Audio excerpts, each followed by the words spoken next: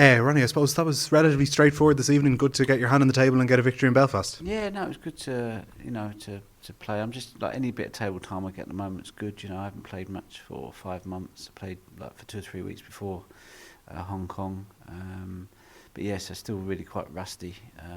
Still don't feel like I know my way around the table just yet. But that'll come over a bit of time. I've got quite a lot of projects on at the moment, so I can't do everything, so snooker's having to take a bit of a back burner. As you heard, the dog as well took over a bit of my life, which isn't a bad thing. So it's just trying to just fit it all in, really, without driving yourself crazy, if you know what I mean. Yeah. And you took a bit of time off after the World Championship. Is that as you build towards the next World Championship, or what is in the schedule for the next No, while? I don't actually have a schedule. I just enter everything and play it if I want, and if I don't, the trick is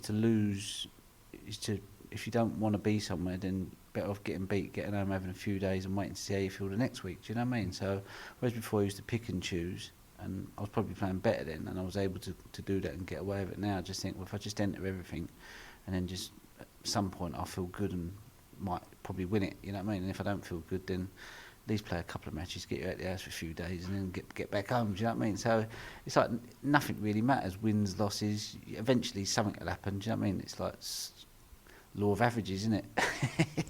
And what about getting to Belfast? Do you enjoy spending time in this city and the running as well? I know you do a bit of jogging. Do you get to go out and do that while you're here as well, or how does that work? Yeah, I'll be running tomorrow with my friend Stuart, who's he run 14:04 for 5k, which is pretty quick.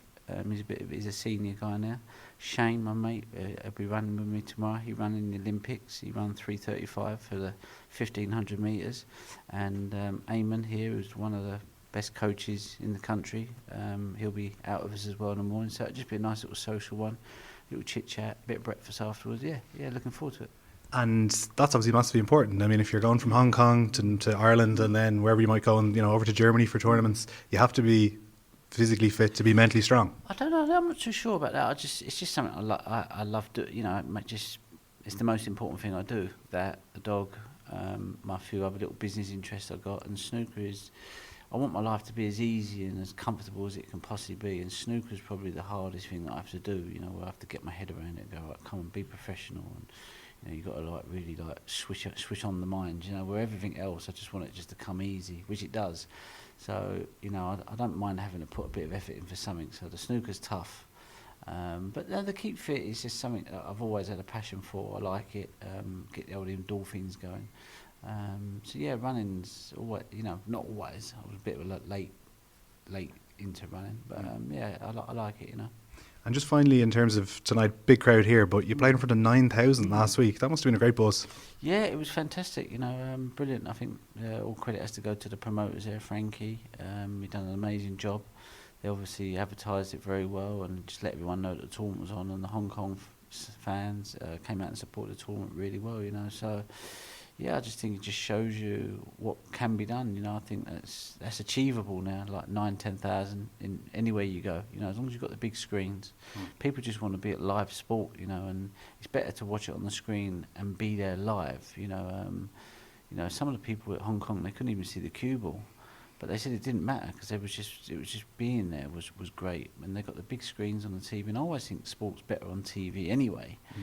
Because you get to see all the angles and is it in, ain't it in, so as long as you've got big enough screens that everyone can see that, then it's like, it doesn't, you can sell out these stadiums, but you got to promote it well, and you got to advertise it well, and you got to, otherwise no one will turn up and it looks really rubbish, doesn't it? 9,000 seats, you've got like 20 people in there, like, oh, what have we done here?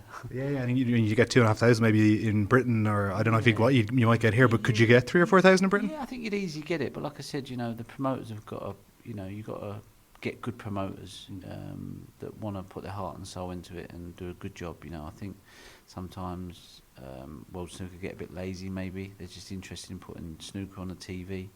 Maybe they don't advertise it as well as they could do. Do you know what I mean? I think if people knew me, Judd Trump, Neil Robertson were going anywhere to play, minimum you'd sell is 4,000 tickets. You know what I mean? Because people love live sport, but you've got to let people know that we're actually here playing. In Milton Keynes, I think I was playing in front of about 40 people, and I'm like, something's gone wrong here. Like someone's not done their job properly. So I think if people do their job properly, which is why the overseas events are good, because they have their local promoters, and it's like Germany, you see 3,000 people, Bulgaria, always busy, Hong Kong, always busy, some of the China events, always busy, but the ones in the UK lack, you know, apart from the World, the UK and the Masters, you know, like Milton Keynes the other day, there's like 30, 40 people in the crowd, and you're thinking, why?